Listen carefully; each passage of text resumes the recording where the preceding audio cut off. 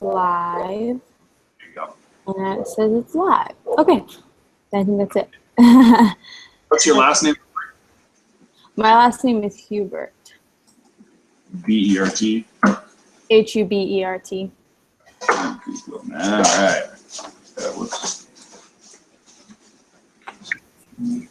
I'm filling out the form for you here real quick. And what was your email that you're using there so that she can? I'm doing the form while we do this. So. It is. I think it. Okay, so it's Sarniget. So it's SARNIGUET. Mm-hmm. Are you still there? Yeah. Okay. And then a 16 at gmail.com. Okay. So sarniget16 at gmail.com. And what I don't is? know what happened to you. I just lost everything. I'm still here. Okay, I figured it out. I'm not technical. I'm not like yesterday, and it was but hookup problems, link problems, and one guy just kept disappearing. So. Oh no. Yeah. So, all right, what is your topic on? My topic is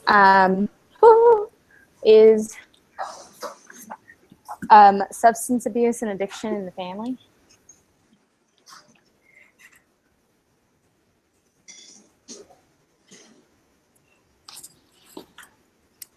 Do you want me to go first, or do you want to go first because you know how to do it? I've already done mine, but I'll go through it again real quick here. Give me just a minute to pull it up. That would be helpful for me, just because I don't really know like the process. Like you got to see it a few times yesterday, so. Yeah. What it's supposed to be, give me just a second, I'll open it up here real quick. Mm-hmm. What it is supposed to be is a presentation as though you were talking to a legislative group. Mm-hmm. Like you were attempting to get a law changed or something pushed through or something like that. Yeah. So mine was more like a church talk. Everybody said that it sounded fine, but I thought it sounded like a church talk. Theirs was all like super detailed and stuff. Mine's more like a story. I'll bang through mine and get an idea for it.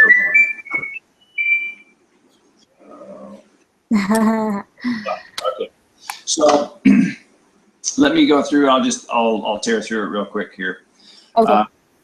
Mine starts off. It's about security, gun rights, and our children.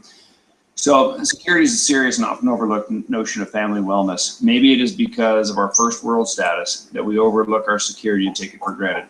We expect to be safe in our homes and our schools and for our children to be safe as well. But how safe are we really? As a 12-year-old Boy Scout floating down the Gulcana River in July of 1983, I came prepared. Recently patched raft, check. Sunscreen, check. Sleeping bag and tent, check. Easy poofs, check. Pocket knife, loaded pistol, check. Fireworks, check. Be prepared was by then and that I live by now. I go everywhere with all of the things I could possibly imagine ever needing. In Alaska, that means tools, gear, extra food, spare sunglasses, and a myriad of things that in some other parts of the world you just might not think of. This list always includes a firearm, and you might ask, why do you need a firearm? I could give you about 4 different reasons. Many have antlers, some have claws, and others might just have opposable thumbs. This is a land of ever-changing life options, and no 2 days are the same. Unfortunately, even in this unrelenting land, my options for preparedness are limited by the laws of our country.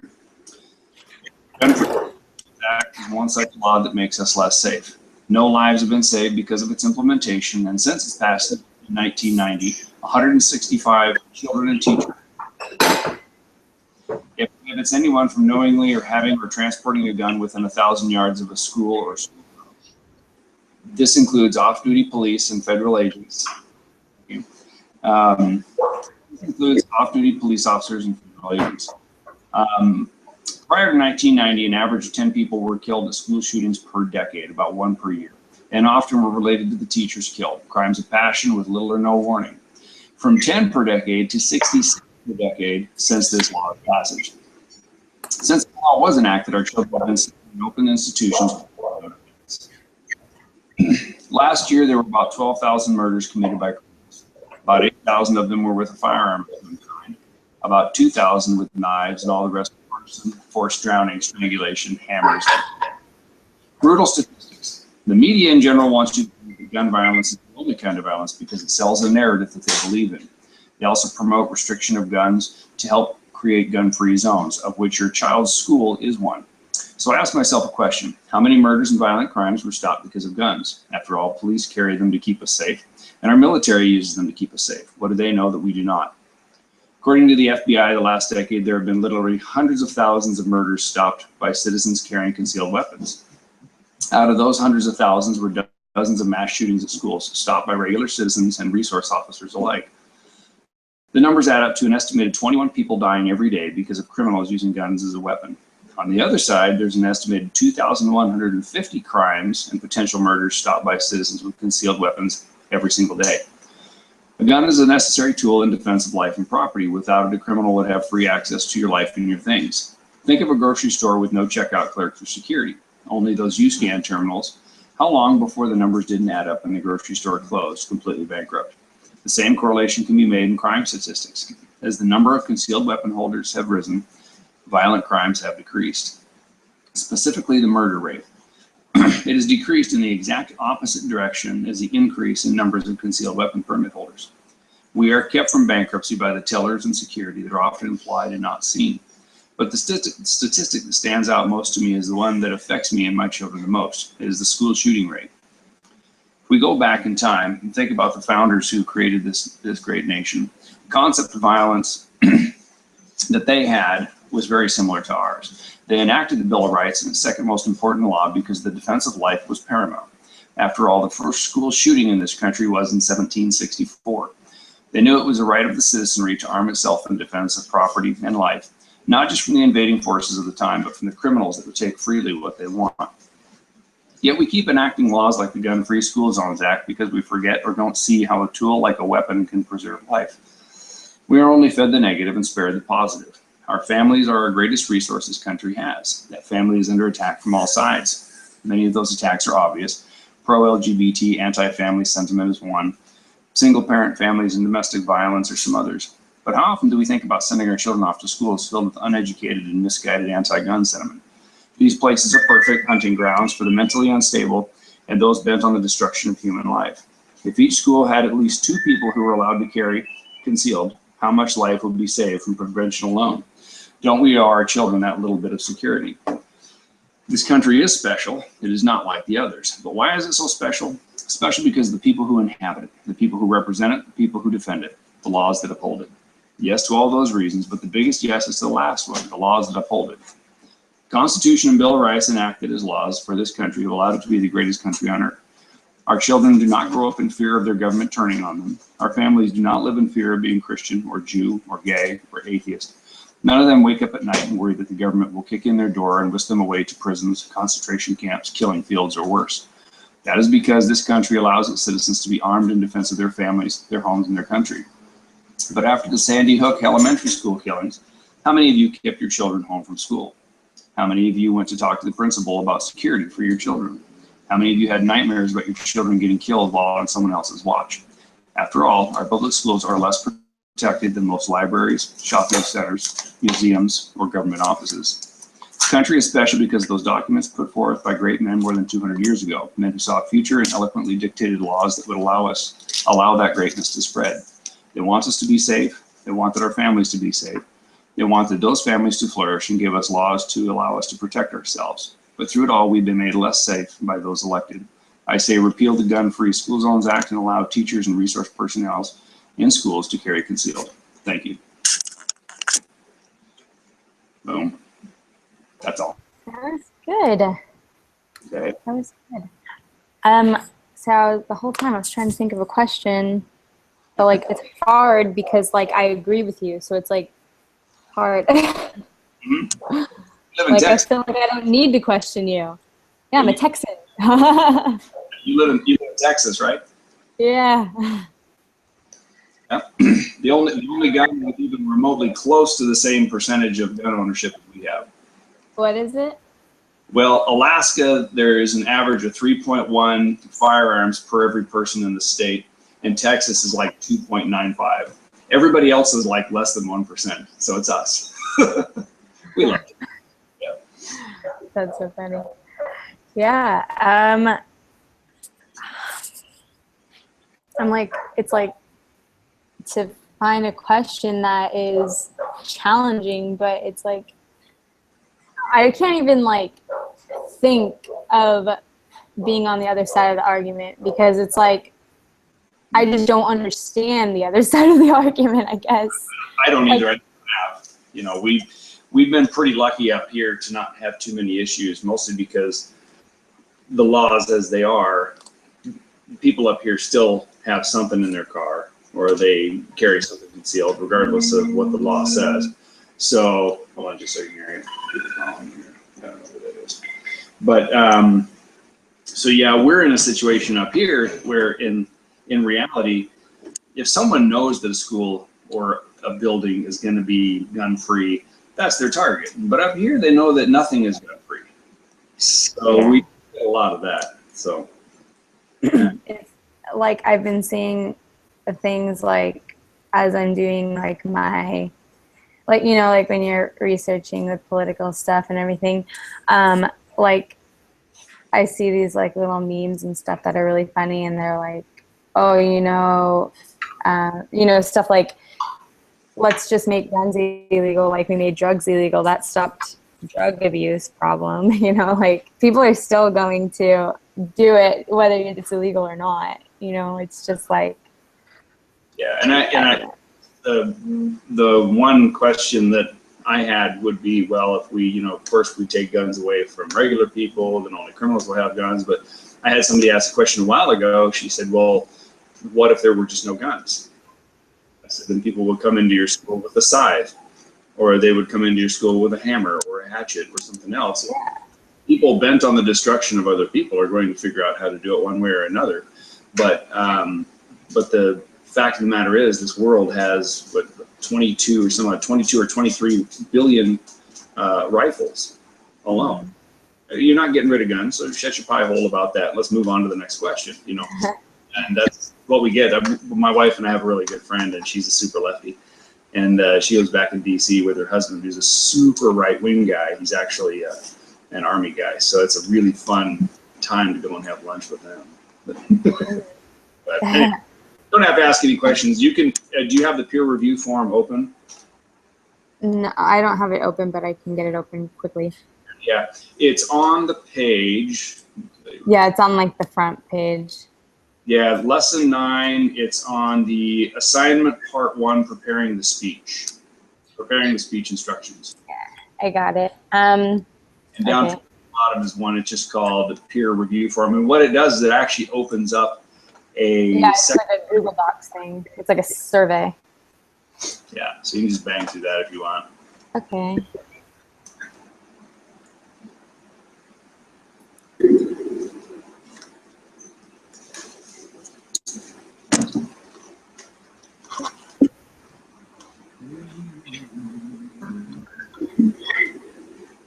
How do you spell your last name? Hiett.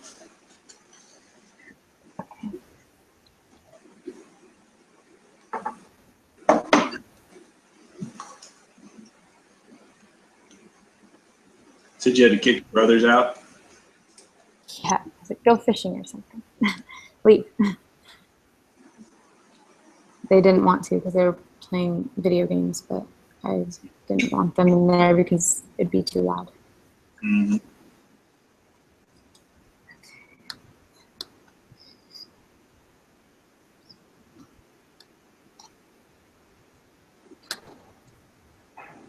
So, okay. In the topic, you can just put repeal of GFSZA.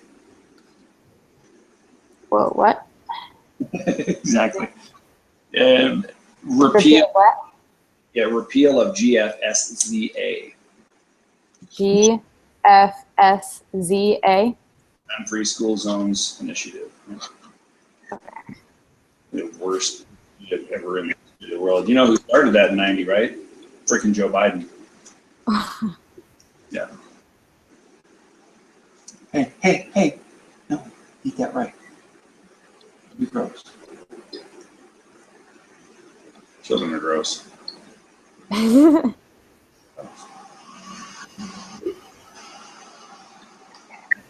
Do I have to fill this out like right this second? You don't have to. You can bang through it. I can do it like right after. Is that is like that's fine though? Yep. Okay, I'll do that. So I'm going to turn my mic off so it doesn't block out the volume on this side. Okay. And okay. I did mine on substance abuse and addiction in families, and it's just like the statistics and stuff about drug abuse and how that's a how that's like I'm at a loss of words. What is it? Like a trending. It's a new trend. It's like a trend in the. Yeah, trending. Okay, it's a trend. Okay, so I'll just start it. In the family, a proclamation to the world, husbands and wives are charged with the responsibility to love and care for each other and their children. There are many resources that parents can tap into to be able to fulfill that sacred responsibility, but at the same time, there exists worldly forces that threaten to disrupt God's plan for the eternal destiny of his children. One such worldly force is substance abuse and addiction. Alcohol and substance abuse affects parents' ability to love, protect, provide for, and teach their children. According to the U.S. Department of Health and Human Services Child Welfare Information Gateway, more than 8 million children live with at least one parent who is addicted to alcohol or drugs. This number includes 14% of children younger than 2, 12% aged 6 to 11, and 10% of youth between the ages of 12 and 17. Furthermore, parental substance abuse places the family at an increased risk of child abuse, neglect, and trauma. State policy advocacy for children affected by parental substance use statistics identify a significant increase in percent of use in alcohol and other drugs as an underlying factor for the majority of families involved with the child welfare system, especially in cases where removal of the child is necessary.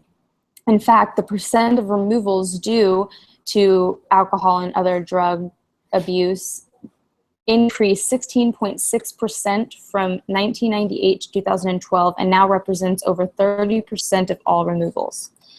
Moral philosophy makes it natural for people to wrestle with issues such as the use of alcohol and drugs. There are countless philosophies, so how can a philosophy provide better understanding of addiction?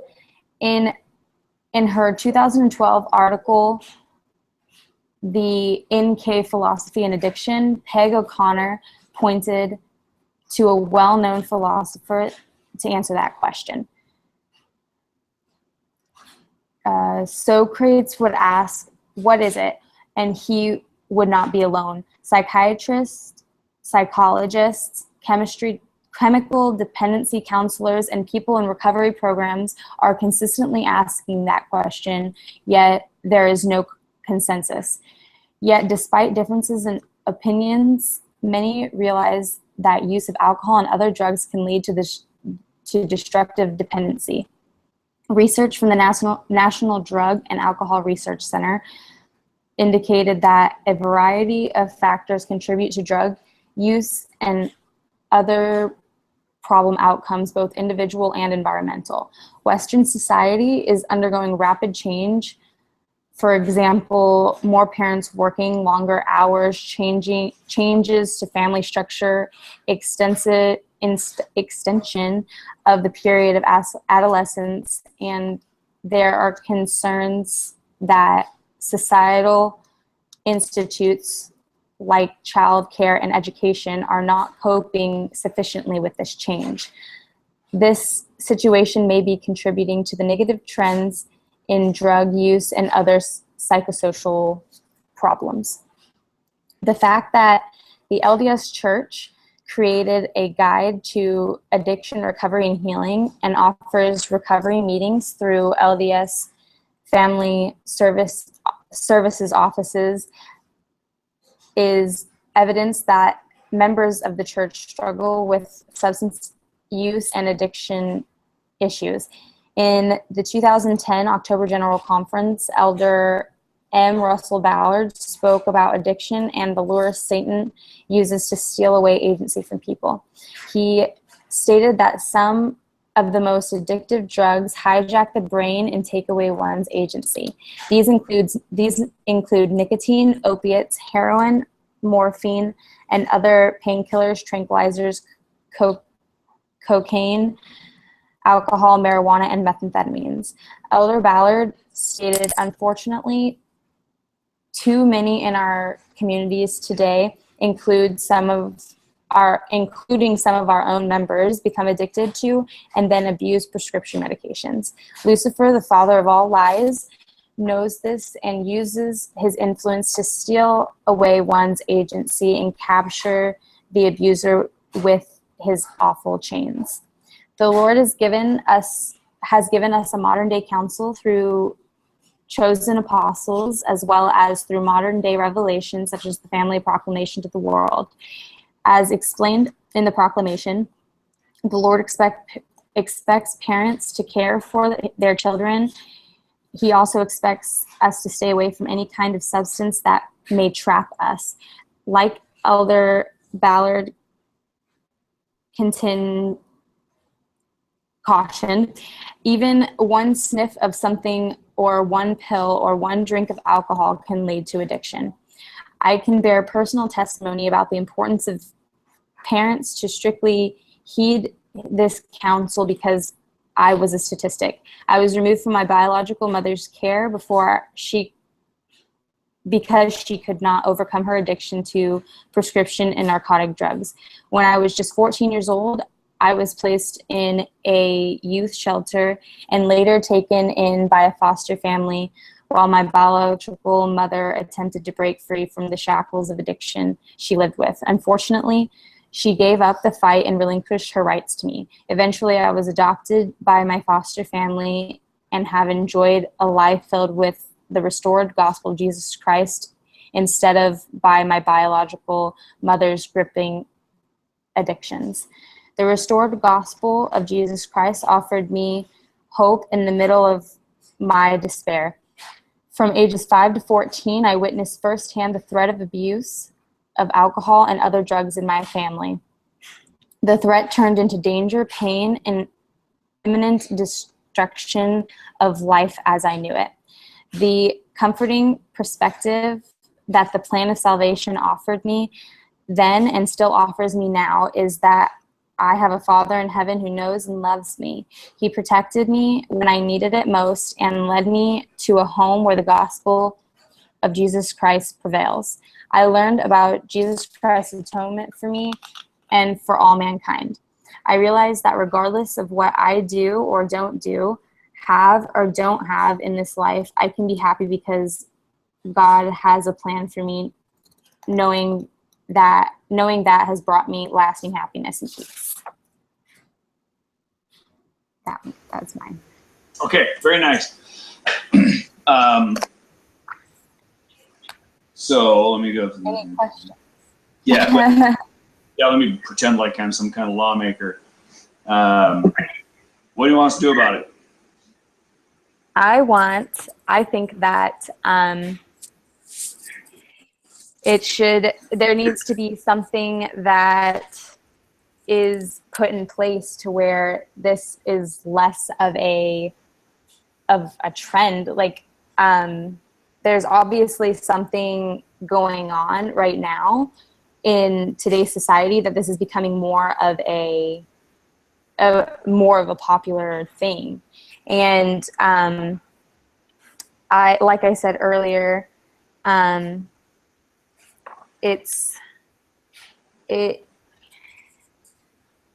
is it?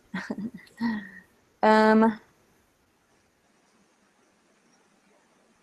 the different factors that contribute to the drug use is because the society is undergoing rapid change, like more parents working, longer working hours, changes to family structure, extension of the period of adolescence. So with that is see, this is why I'm not going to be a lawyer, but with that, People. Yeah. what? So you don't want to be a lawyer. They're horrible people. Yes. Well, it's just that road. I don't know. I think that the correlation between the parents working longer hours and working more is like because people have less. It's not necessarily, but it's shown. I've seen it in my own life that like people who don't have an education have to work longer hours and sometimes even more jobs to even provide for their family at all. And I think that it has to do like with education as well as like even just like the discipline of the person, you know, like because like with my biological mother, she had no education. She made enough. She had licensures, but that's about it, and a GED. So she used the money that she had to pay for drugs instead of like, you know, necessary things. And I think that that's really what the problem is. Right. And so what the, I think what Sister Colby would ask you is something to the effect of, well, would you like to see more restrictions put on prescription medication, especially the opioids and painkillers? Yeah, because I've seen that in my own life, like with my biological mother. She was prescribed at one point, it was 20 Vicodin a day and 10 Soma a day. So that's like Vicodin is like painkillers and then Soma is muscle relaxers per day. Like if that's prescribed, you know, like that's just asking for someone to become addicted. Up here, Vicodin are between 80 and $100 a pop. So yeah, that's what I'm saying. It's just like there has to be some, you know, like I don't even understand how that can even be. I mean, obviously it's not healthy. Like how can someone who goes through that much education and everything just be able to be like, oh, we'll just take all this medication, just whatever, do whatever you want, you know, like just give her whatever she wants, basically. Like, oh, it's still hurt. I'm still hurting, so I need more. And they're like, okay, you know. So if you're asked that question, well, what do you want to do about this? Then, you know, the answer should be very direct and succinct. It should be something to the effect of, I would like to see the limit of opioids, the number limited per client. Because right now, especially with like the VA and places like that, you get like 3 months at a time. You get hundreds of pills at a time. And so your suggestion might be to limit it to 3 to 5 days of prescription per prescription kind of a deal. Maybe just limit the numbers or something like that. Because she's like even something like every 2 weeks, you know, and then you have to go in and meet with your doctor every 2 weeks to make sure that that's what's working for you and it's being taken the correct way, you know. Because I think what she wants is a concrete and very specific plan of action. And so the only other thing that I'd say, other than it was very good, is that know your audience. Let's say you're going to speak to the Texas legislature, you're going to have a lot of Bible thumpers in there. That would be just fine. But let's say you're in front of DC, would you start off like it's a church talk, or would you adjust that beginning to be, less? I don't know. Just just not. Yeah, I just thought that it was supposed to be at a spiritual aspect because she said something about it being at a spiritual aspect, so I added that kind of stuff in there too. And that's perfectly fine, but just think about a way that you could manipulate it if you had to, depending on who your audience was. Like if you were in Utah right now, that's like the hugest issue in Utah right now is prescription drug abuse, and so that would be a very good intro and a very good follow-up there, especially the personal side of things there. That would be. I just say, know who your audience is, because if I was going to speak to a very liberal forum, I would probably adjust a few things. But like I said, preaching to the choir from Texas, it makes it a lot easier. So, oh, that's really weird. If you look right at the camera with your glasses, I get like a mirror. Yeah, I can see like 500. Make it small. So I think it's pretty good. Everything's done. I'm just submitting yours real quick. And then if you get a link on how to do the recording on this, great. But we had issues with it yesterday. We couldn't get it to go. So, and I don't know if it matters now or later, but there are 2 different Google Hangouts, one called something else that doesn't. So I don't know. There's one that's what? There's 2 different versions. There's Google Hangouts and then something else that looks like it but isn't. And one of them allows for recording and one doesn't. So I don't know if this one actually recorded or what it did. So, and then so this may not have recorded. Just saying. Well, I sure hope it did. So either way, you'll be fine. You are my witness. This happened. Just before I got on with you, I sent an email back to her about that we had all kinds of issues with getting it to record because one you can record in, one you can't, and they're both in Google Hangouts, but one's called something else. I don't know what it is. So okay. Checky. So. Okay. Right. Well, thanks for meeting with me. Yeah, no problem. You'll be my 4th group I met with. The first group that I met with, they didn't show up. And so he moved me to a whole new group. And sent them all my information. And then they just had a meeting without me because apparently they couldn't find my email, even though I sent it 6 times. And then the third I met with yesterday, and 3 of the 6 didn't show up. And then, so, yeah. I don't actually work for anything, so I got time. Well, thank you. Very helpful. Old. Okay, so if you need anything else, just drop me a text. Is way easier than everything else. Yeah. And I'm gonna bug out of here. Have fun. Okay. Later, bye. Bye.